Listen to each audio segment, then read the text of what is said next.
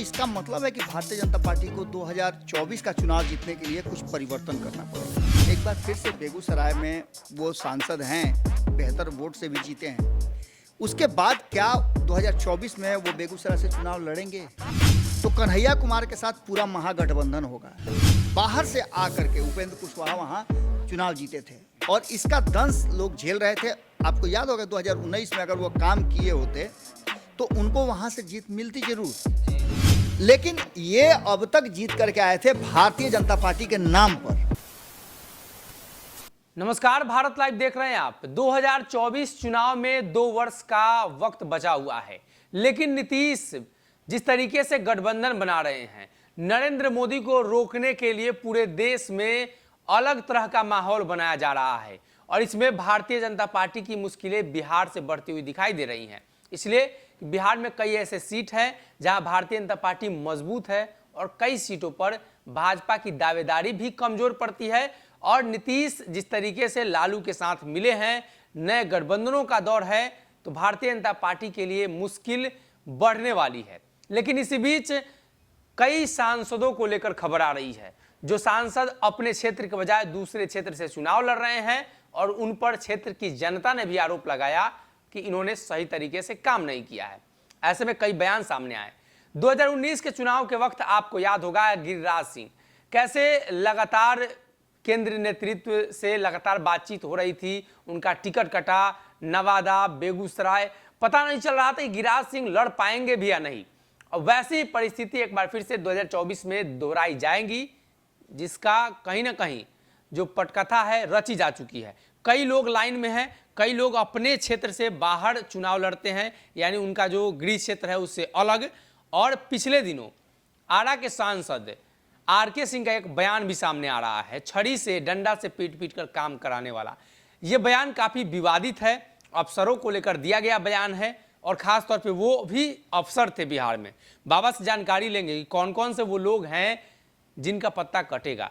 बाबा, सबसे पहले चलते हैं पुराने समय में 19 में गिरिराज सिंह को लेकर आपने भी देखा, बिहार की जनता ने भी देखा, लग रहा था कि गिरिराज सिंह इस बार जीत पाएंगे या लड़ पाएंगे चुनाव। देखिए सनी, जो वर्तमान परिस्थितियां बनी हैं और भारतीय जनता पार्टी जितना कंफर्टेबल लग रही थी, अब उसकी परेशानी बढ़ने लगी है।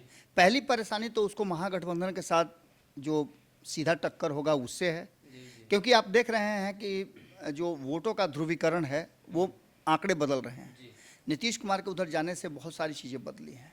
तो इसका मतलब है कि भारतीय जनता पार्टी को 2024 का चुनाव जीतने के लिए कुछ परिवर्तन करना पड़ेगा, अपने स्ट्रेटजी में बदलाव करना पड़ेगा। और उस स्ट्रेटजी में बदलाव का सबसे बड़ा जो कारण होगा वो ये होगा कि आम जनता की जन भावनाओं पे उसे खरा उतरना होगा। एक तो आप वादों के हिसाब से आप देख रहे हैं कि भारतीय जनता पार्टी लगातार लोगों के टारगेट पर है, तो वहीं दूसरी तरफ कई ऐसे उम्मीदवार हैं जिन्हें बाहरी होने के लिए भी भारतीय जनता पार्टी पर दबाव बन रहा है। बाहरी है तो उनका टिकट, बिल्कुल लोकल को वहाँ देने की बात कही जा रही है कि उनको स्थितियों की जानकारी है और वो वहाँ रहें तो उनसे हम काम करा सकते हैं। इसके अलावा आपको बता दें कि ये जो भारतीय जनता पार्टी की रणनीति है, इसका अंदाज़ा भी उन सांसदों को लगने लगा है जो बाहरी हैं। इसमें आप देखिएगा कि लगातार अपने क्षेत्र में जा कर के कुछ नया तरीका अपनाने, नया काम करने की कोशिश की जा रही है। लेकिन सबसे बड़ी बात यह है, जैसा कि आपने बताया कि गिरिराज सिंह वाली बात, गिरिराज सिंह नवादा से चुनाव लड़े थे और उन्हें बेगूसराय भेजा गया। वो स्थितियां किस तरह से बनी थी उस सबको पता है, उसके डीप में जाने की ज़रूरत नहीं है। लेकिन अब जबकि एक बार फिर से बेगूसराय में वो सांसद हैं, बेहतर वोट से भी जीते हैं, उसके बाद क्या 2024 में वो बेगूसराय से चुनाव लड़ेंगे? ये सवाल बड़ा है और इस सवाल को लेकर के भारतीय जनता पार्टी को अनिर्णय की स्थिति में नहीं रहना पड़ेगा, बल्कि कोई कॉन्क्रीट फैसला करना पड़ेगा। क्योंकि इस बार अगर कन्हैया कुमार वहां जाते हैं तो कन्हैया कुमार के साथ पूरा महागठबंधन होगा। तो ऐसी स्थिति में गिरिराज सिंह को लेकर के कोई नया या वहाँ किसी न किसी ऐसे उम्मीदवार को उतारना होगा जो वहाँ का लोकल हो। बड़ी फाइट होगी। ऐसी स्थिति में आप जानते हैं कि जो स्थितियाँ अभी बनी है एनडीए के अंदर में, उसमें राष्ट्रीय लोक जनशक्ति पार्टी जो है उसको लेकर के भी कई तरह के कयास लगाए जा रहे हैं कि उसके साथ एनडीए का भारतीय जनता पार्टी संबंध रखेगी नहीं रखेगी। ऐसी स्थिति में हो सकता है कि नवादा फिर से उनको वापस बुलाया जाए, गिरिराज सिंह को, और चंदन सिंह का टिकट कट सकता है। लेकिन इन सारी बातों से अलग अगर बिहार के कुछ सीटों को देखें तो शाहाबाद का क्षेत्र जो है ना वो काफ़ी त्रस्त रहा है बाहरी से, जिसमें आप काराकट का उठा के देख लीजिए। 2014 में अलायंस में सीट था, 2019 में भी अलायंस में सीट मिला काराकट का, और दोनों ही स्थितियों में बाहरी वहाँ से उम्मीदवार उतारे गए। लेकिन 2019 में चूंकि नीतीश कुमार के पाले में वो गया तो नीतीश कुमार ने वहाँ के लोकल को चुनाव में उतारा और जीत भी गए। 2014 में बाहर से आकर के उपेंद्र कुशवाहा वहाँ चुनाव जीते थे और इसका दंश लोग झेल रहे थे। आपको याद होगा 2019 में अगर वो काम किए होते तो उनको वहाँ से जीत मिलती जरूर। लेकिन उनको देखिए शाहाबाद क्षेत्र जो है ना, और ख़ास करके अगर देखा जाए तो वो बाबू वीर कुंवर सिंह की धरती रही है। एक से एक वहाँ वीर पैदा हुए हैं जो अपनी उम्र के ढलान पर ऐसा ऐसा काम करके गए हैं जो इतिहास के पन्नों पर स्वर्णाक्षरों से लिखा हुआ है। आपको याद होगा कि हाल फिलहाल में अमित शाह वहाँ गए थे, एक कार्यक्रम उन्होंने बाबू वीर कुंवर सिंह की जयंती के अवसर पर किया था, उसको लेकर के और आर.के. सिंह को लेकर के भी कई तरह की बातें सामने आई थी। उनके बहू को लेकर के, वीर कुंवर सिंह की पुत्र वधू को लेकर के बहुत सारी बातें सामने आई थी और उनके परपौत्र की जो हत्या हुई थी उसको लेकर के बहुत सारी बातें हुई थी, जिसमें सवाल ये खड़ा हो रहा था कि ये सांसद का आखिर क्या कर रहा है। तो इन सारी बातों को लेकर के हम आरा की बात करेंगे, लेकिन उससे पहले आपको बता दें कि सिर्फ काराकट और आरा नहीं, बक्सर में भी बाहरी को टिकट मिला है और उनको लेकर के भी बहुत दबाव है।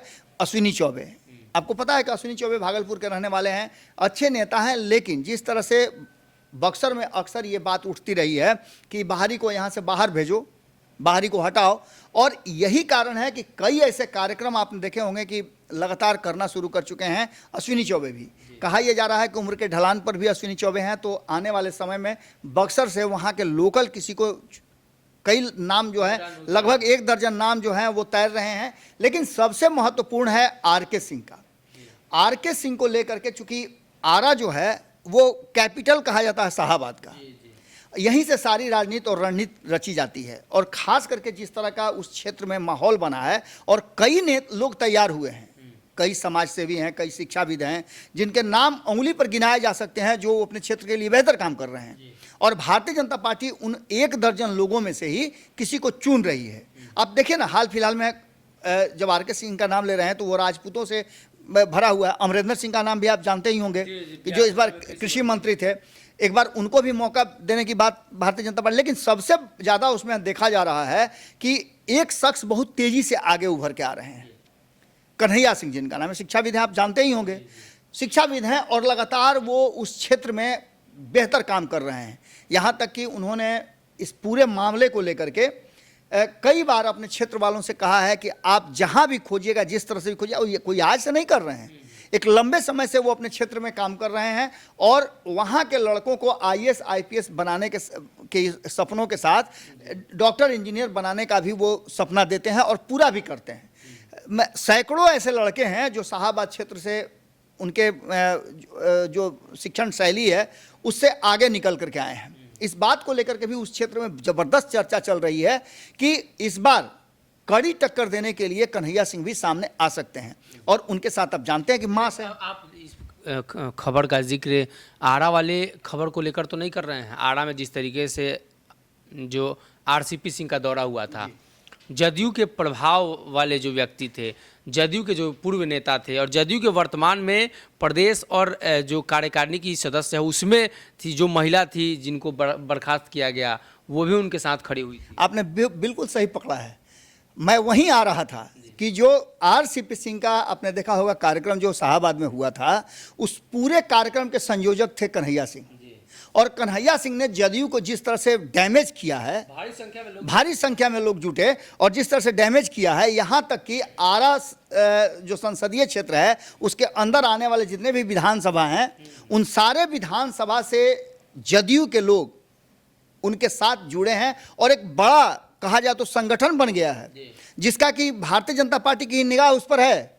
और आर.के. सिंह के बाहरी होने का जो सबसे बड़ी बात है, ये लगातार चर्चा हो रही है, वहाँ के लोगों को संतुष्टि नहीं मिल रही है कि इनको क्षेत्र का कोई जानकारी नहीं है। हालांकि बिल्कुल, हालांकि आर.के. सिंह जो हैं उनका राजनीतिक जीवन बहुत छोटा रहा है। इससे पहले आपको पता है कि सबसे पहले तो वो चर्चा में तब आए थे जब उन्होंने लाल कृष्ण आडवाणी को गिरफ्तार किया था।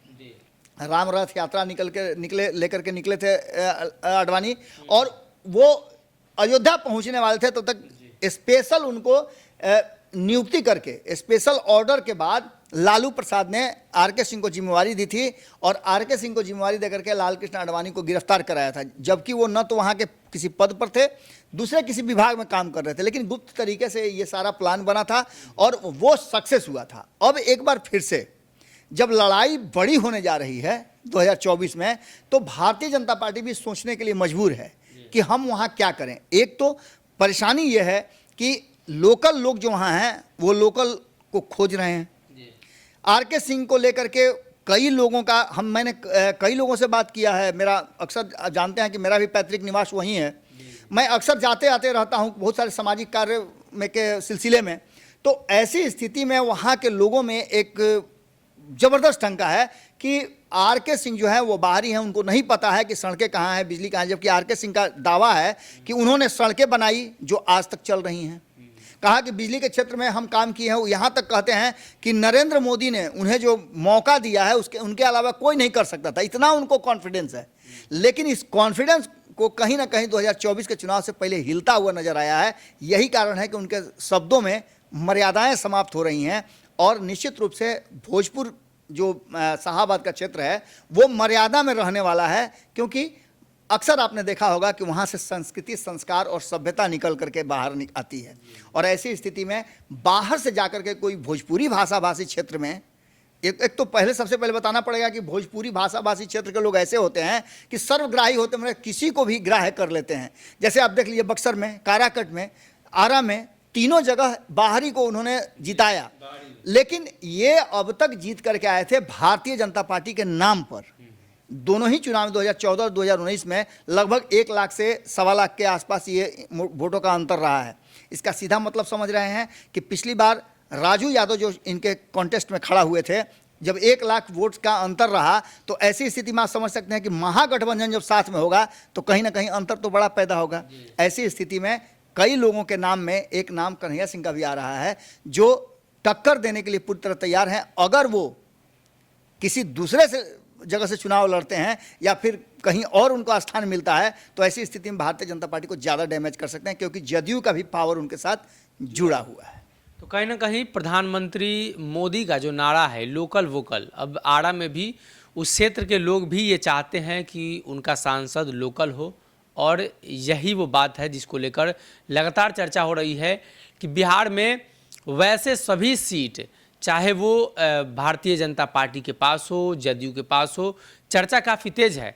इस बार उसी क्षेत्र के लोगों को मैदान में उतारा जाएगा ताकि वोटों का जो समीकरण है उसको साधा जा सके। भारतीय जनता पार्टी के लिए काफ़ी मुश्किल बढ़ने वाली है, इसलिए कि राजद और जदयू का गठबंधन हो चुका है, और इस गठबंधन में 2 दलों का जब वोट बैंक एक साथ आता है तो भाजपा को और भी ताकत लगाने की ज़रूरत है। और ऐसे में जब वहाँ के लोग ही सांसद का विरोध कर रहे हैं, तो ये कयास लगाए जा रहे हैं कि स्थानीय लोगों को टिकट दिया जाएगा, और स्थानीय लोगों में जो समाज सेवा कर रहे हों या जो लोग राजनीति में पहले से सक्रिय हों, तो कहीं ना कहीं कन्हैया सिंह का नाम भी सामने आ रहा है और कई लोग भी लाइन में हैं। लेकिन देखना यह होगा आने वाले दिनों में केंद्र सरकार यानी मोदी सरकार क्या कुछ फैसला लेती है भारतीय जनता पार्टी के टिकट। अगर ये वीडियो पसंद आई और वह बिहार के राजनीति और बिहारियत से सरोकार रखेनी, तो सब्सक्राइब बटन दबा के चैनल के सब्सक्राइब कर ली। ओजे एगो घंटी बा, ओकरा बटन दबा देला से कुल सटीक और मारक खबर रुआ मुफ्त में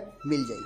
अगर रुआ पत्रकारिता के हमनी के नया प्रयोग में सहयोग कर चाहतानी, तो ज्वाइन बटन दबा दी। पेटीएम नंबर नोट कर ली 938681